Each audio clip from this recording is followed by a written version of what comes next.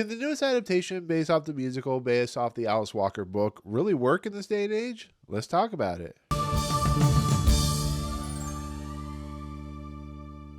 What's going on, everyone? Welcome to Movie Emporium's movie review of The Color Purple, the newest film from director Blitz Bazawule. So if you know anything about The Color Purple, it's of course based off the Alice Walker novel, and it tells the story of a character named Celie, who of course is played by Fantasia Barrino in this adaptation. She's an individual that is basically separated from her sister when her father gives her to this very abusive individual played by Colman Domingo, who plays Mr. And in the process, for the next 20-25 years, she's basically under a very abusive life where this guy puts her down. She has to take care of kids who don't really respect her, and she ends up bonding with a couple of women who of course in this adaptation are played by Taraji Henson, who plays Sugar Avery, and Danielle Brooks, who plays Sophia, and they basically help her to kind of navigate this world where she is constantly having to deal with not only the racism of the South, but of the abusive nature of this Colman Domingo character named Mr. And eventually it leads to exactly, if you've seen the other movie or read the book or seen the musical,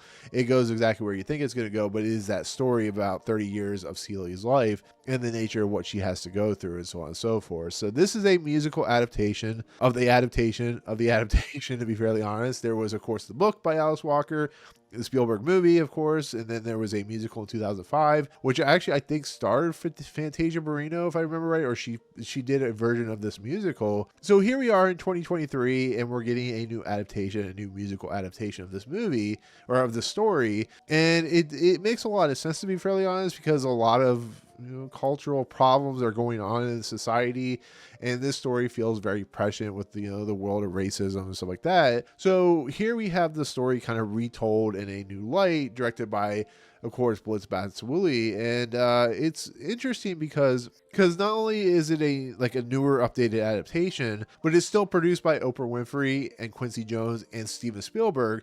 So there is still that connection between the original movie that Oprah Winfrey starred in and got an Oscar nomination, and of course Quincy Jones and Steven Spielberg had a nomination as well. So with that said, my honest review of this movie, how does it stack up to, of course, the Alice Walker story, and of course the Spielberg movie and all that good stuff that has come before it? Go with me on this for a second. It's a very serviceable musical, and what I mean by that, not a negative thing, it does the beat by beat by beat. It is the Celie story, the kind of history of her going through with the abusive boyfriend, or whatever you want to call Mr., to the fact that she loses Nettie, to the fact that she meets Shug, and of course Sophia. So it meets those beat by beats by beats. So if you've seen the Spielberg movie or read the book or even seen the musical adaptation, you're going to know where this story is going to go, and it goes exactly where you think it's going to go. With that said, this story, especially this adaptation, like the original Spielberg adaptation, it hinges on whether the performances really elevate the story, because that's where a musical, look at Willy Wonka's movie that just came out and stuff like that, it really works. Dreamgirls is a perfect example with Jennifer Hudson. And I'll be absolutely honest with you, if it weren't for the absolutely phenomenal performances from Fantasia Barrino, Taraji P. Henson, and of course Danielle Brooks, I don't think this would have been an even decent adaptation to the story itself.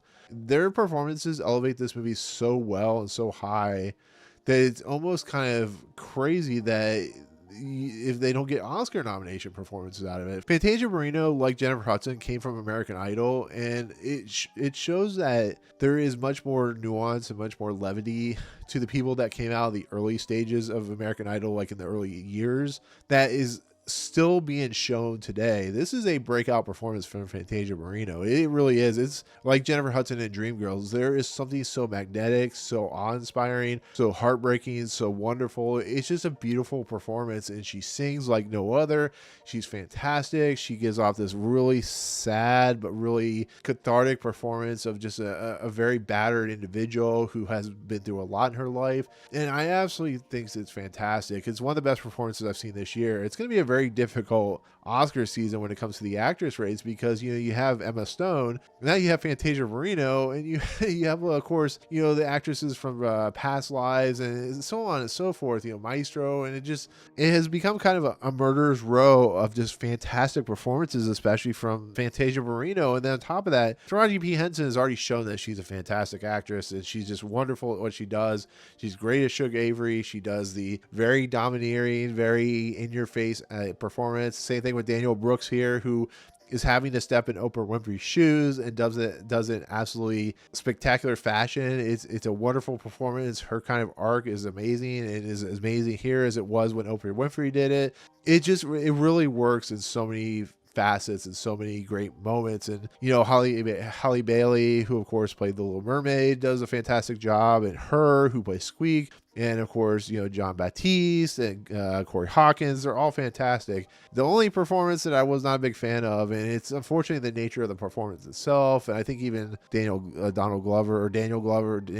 Glover, whatever, had to deal with this, is Colman Domingo feels very kind of at odds with his performance. I think he's so good in Rustin that his performance here really suffers in kind of hindsight, to be fairly honest. And I guess my main issue is it feels very campy.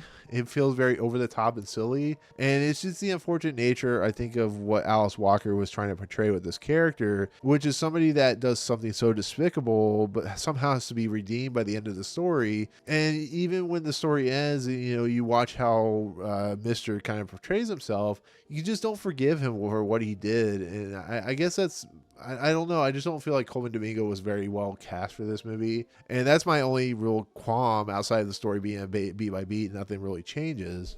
But I mean, in the end, it's still just a performance that has to kind of go up against this weight of what Fantasia Barrino is doing. And that's the unfortunate nature. Like I said, Colman Domingo and Rustin is a much better performance than what he's giving here. And I think the music's very, very good. It does highlight how good Fantasia and, of course, Taraji P. Henson and Danielle Brooks are as singers. It has some good set pieces, some good musical numbers. I do think it's a little vanilla sometimes when it does some of the things it has to do. It feels very by the book, but these are kind of nitpicks. The only real major problem I had was, of course, Colman Domingo's character. But I think in the end, when you break it down, this is another winning adaptation of Alice Walker's novel. It's a fantastic, character piece, fantastic acting piece for the individuals in this movie. And I think it's still a winner. I think it is a little too long, but I think it's a very well put together, very slick, very Oscar-worthy performance of a movie when it comes to the acting and the storytelling. I think Blitz Bazawule has a really great kind of career ahead of him, after he's worked with Beyonce and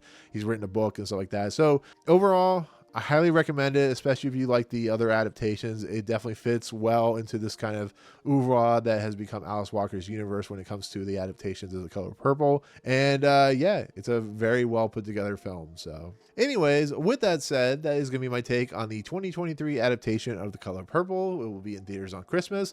If you like the original movie and stuff like that, definitely go see it. So anyways, in the comments below, what do you think of the original Color Purple movie, the book, the musical that came out in 2005? Anything you want to talk about with it, let me know in the comments. Otherwise, if you like what you see on the channel, awesome, hit the subscribe button to join Movie Emporium, hit that notification bell, top the fun's coming next. If you like this video, awesome, hit that like button, and as always, we'll see you guys on the next video. Peace out.